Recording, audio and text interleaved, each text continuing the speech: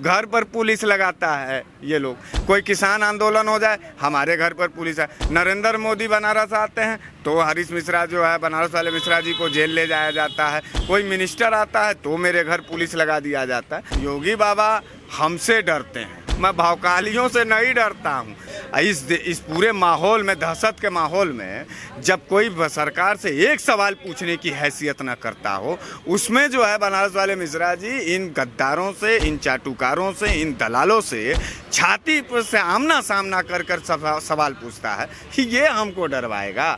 उसका हाथ पैर तोड़वा करके वहीं भाजपा कार्यालय में भिजवाने का भी काम और हैसियत रखता हूँ। नहीं, चांडाल है और चांडालों का अरे आप चांडाल बोल रहे हैं, डर नहीं लगता आपको? परिवार नहीं है, बीवी बच्चे नहीं है आपके घर पे? तो क्या उखाड़ लेगा हमारा भारतीय जनता पार्टी का? क्या उखाड़ लेंगे हमारे योगी बाबा और भाजपाइयों? अगर ज़्यादा मर्चा लगा है तो मेरा नाम बनारस वाले मिश्रा जी है। मैं बनारस में रहता हूँ, तमाम लोग मुझे जानते हैं। मैं बनारस में अकेले घूमता हूँ।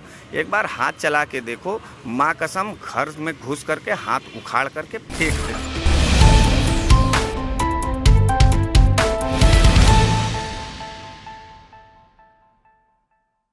मिश्रा जी, आप बार बार भाजपा के खिलाफ बोलते हैं, आपको डर नहीं लगता है? हमको कौन डरवाने वाला है जी? अब कौन डरवाने का हैसियत रखता है हमको? हमारे बनारस में हमको डरवाने वाला कोई है? अरे हम तो कहते हैं योगी बाबा से, हम तो कहते हैं भारतीय जनता पार्टी के लोगों से कि आओ, तो ये सब ऑनलाइन ही हमको गाली देते हैं जो है। और योगी बाबा हमसे डरते हैं, हम नहीं डरते हैं योगी बाबा और भाजपा। फिर देखिए, डर नहीं लगता आपको? अरे हमको डरवाने वाले हो? पत्रकार किससे बात कर रहे हो? बनारस वाले मिश्रा जी से। इस पूरे माहौल में, दहशत के माहौल में, जब कोई सरकार से एक सवाल पूछने की हैसियत न करता हो, उसमें जो है बनारस वाले मिश्रा जी इन गद्दारों से, इन चाटुकारों से, इन दलालों से छाती पर से आमना सामना कर कर सवाल पूछता है कि ये हमको डरवाएगा। अभी तो वक्त आने दो, 2022 का चुनाव आ रहा है, देखना किसको कौन डरवाता है। घर पर पुलिस लगाता है ये लोग। कोई किसान आंदोलन हो जाए, हमारे घर पर पुलिस है। नरेंद्र मोदी बनारस आते हैं तो हरीश मिश्रा जो है, बनारस वाले मिश्रा जी को जेल ले जाया जाता है। कोई मिनिस्टर आता है तो मेरे घर पुलिस लगा दिया जाता है। डरती योगी बाबा की सरकार है, यानी गदाई भाजपा ही डरते हैं। फिर आपने गदाई बोला, डर नहीं लगता? अरे तो जिनको जो वीर हैं, हम तो खुली चुनौती दे रहे हैं, जो वीर हैं वो आकर के हमसे आमना सामना करवा लें, हमारे समर्थकों से मिल लें। अभी हम तो बहुत दूर की बात है, हमारे समर्थक भी बड़ी बेताबी से भारतीय जनता पार्टी के नेताओं का इंतजार करते हैं। वो जानते हो ना, पंजाब में अभी एक विधायक का बड़ा स्वागत समारोह हुआ है। आओ राजा, इंतजार कर रहा हूँ बड़ी बेचैनी से।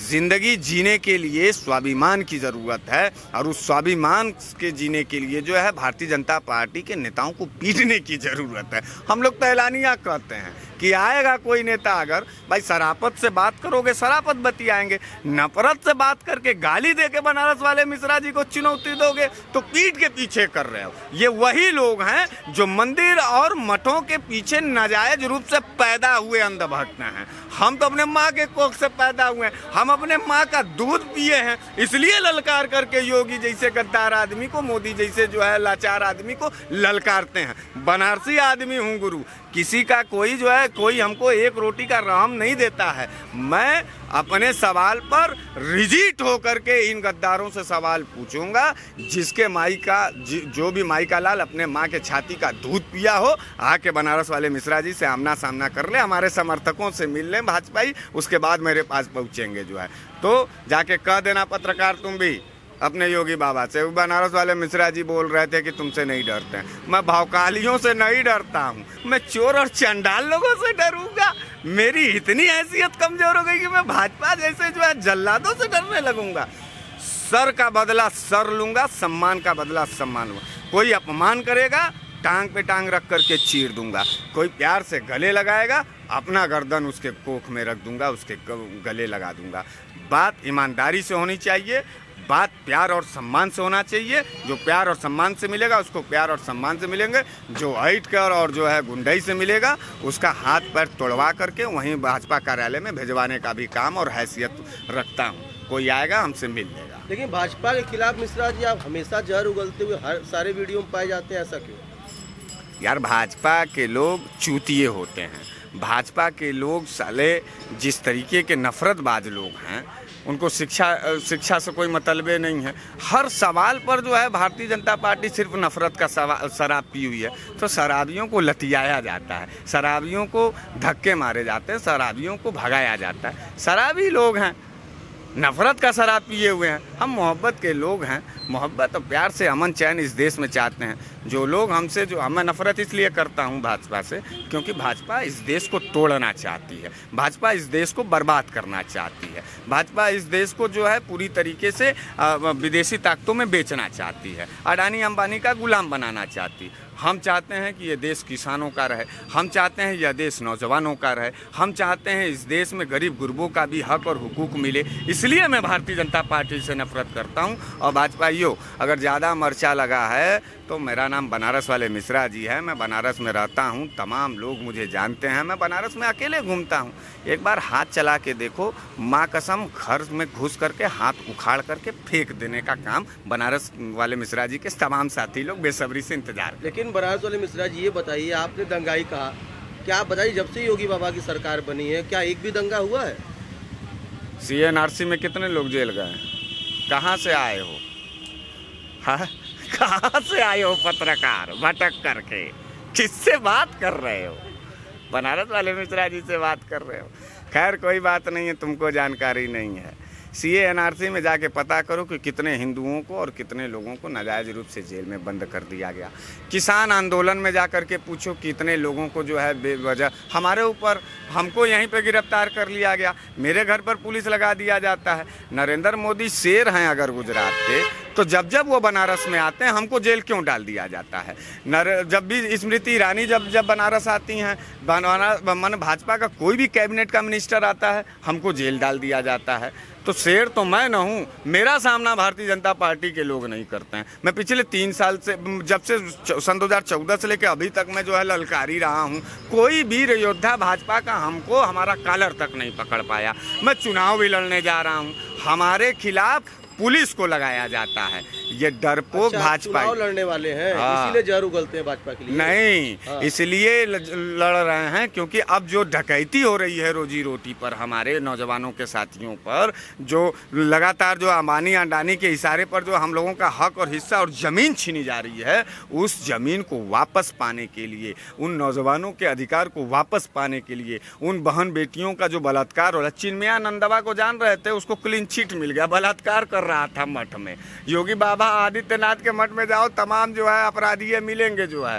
तो ये जो अपराधियों का खौफ बन चुका है उत्तर प्रदेश, अपराधियों का अखाड़ा जो उत्तर प्रदेश बन चुका है, उसको खत्म करने के लिए मैं चुनाव लड़ने जा रहा हूँ और चुनाव में बड़े दमदारी से लड़ रहा हूँ। भाजपाइयों, कहीं भी पाओ एक बार हाथ तो चलाओ, देखें तुम्हारी कितनी हैसियत है।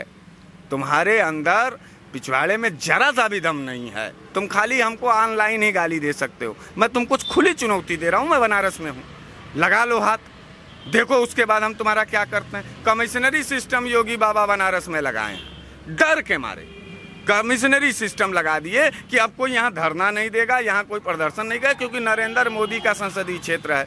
इसका यह मतलब है कि नरेंद्र मोदी का जनता से कोई सरोकार नहीं है, भाजपाइयों का जनता के सवाल से कोई सरोकार नहीं है। जो लोग विद्रोह और जो विरोध कर रहे हैं उनको पुलिस लगा करके जो है उनके ऊपर मुकदमे डाले जा रहे हैं। तो हम बनारसी लोग मुकदमे से डरते हैं? न डरेंगे पत्रकार, हम बनारसी मुकदमे से नहीं डरते हैं। हम बनारसी जो किसी के गुलाम नहीं हो सकते हैं, हम बाबा विश्वनाथ के भक्त हैं। बाबा विश्वनाथ से याद आया, जिस हिसाब से कॉरिडोर बन रहा है, ये क्या योगी सरकार ही ना बना रही है? फिर आप क्यों कहते हैं कि भाजपा सरकार काम नहीं करती है? कबे पत्रकार इस बात को समझो, स्कूल का ठो बनवाए हो, अस्पताल का ठो बनवाए हो, स्कूलिया जरूरी है कि नहीं है? मंदिरवा तो जरूरी है, तुम अयोध्या बनवा दिए, ठीक है, मंदिर में जाएंगे, भगवान जी का दर्शन पूजा करेंगे 1 घंटा ना, कि रोज पूरे प्रदेश के लोगों का काम खाली दर्शन करना रह गया है, पढ़ाई लिखाई धंधा व्यापार ये सब नहीं करना रह गया है। तो इस बात को समझो कि भारतीय जनता पार्टी खाली मंदिर मस्जिद के खेला में फंसा करके हम लोगों को लूटना चाहती है। भारतीय जनता पार्टी के, अच्छा, लुटेरों के साथ जरा सा भी रहम नहीं करता हूँ मैं। मेरा नाम बनारस वाले मिश्रा जी हूँ। तो अखड़ी पकड़ी लुटेरी है? और का लुटेरी नहीं, चांडाल है, और चांडालों का अरे नहीं, आप चांडाल बोल रहे हैं, डर नहीं लगता आपको? परिवार फिर वही वगैरह तो नहीं है, बीवी बच्चे नहीं है आपके घर पे? फिर तो का उखाड़ लेगा हमारा भारतीय जनता पार्टी का उखाड़ लेंगे हमारे योगी बाबा? हमारे बच्चों को हाथ लगा लेंगे, हथवा चिरवा नहीं देंगे। हम पुलिस का इंतजार करेंगे? हमारे घर की बेटी जो है वो हाथरस वाली बेटी है, मैं उसके बाप की तरह गिड़गिड़ाता नजर आऊँगा? मैं फड़वा दूंगा वहीं पर। कानून जब अपने दर्जे पर काम नहीं कर पाएगा तो हर भारतीय को अपनी रक्षा और सुरक्षा, परिवार की सुरक्षा के लिए खुद मुट्ठी बांधना होगा। उस मुट्ठी को बांध करके खुद लड़ना होगा। इस देश के अंदर रहने के लिए अपने बाजू और कलेजे में ताकत रखना होगा, तब इस देश में आप जिंदा रह सकते हैं। भारतीय जनता पार्टी आपको जिंदा नहीं रखना चाहती है। भारतीय जनता पार्टी के लोग सिर्फ अंबानी और अडानी को जिंदा रखना चाहते हैं। इसलिए हमारे ऊपर है। किसान से लेकर के नौजवानों से एक बात मैं सीधे कहना चाहता हूँ, भारतीय जनता पार्टी के नेताओं से आमना सामना करिए और पूछिए कि 20 लाख करोड़ का पैकेज कहाँ गया, बैंक क्यों बिकने लगा, रेलवे क्यों बिकने लगा, एयरपोर्ट क्यों बिक गया, सड़कें बिक गई, जमीन बिक गया, जमीन बिक गया।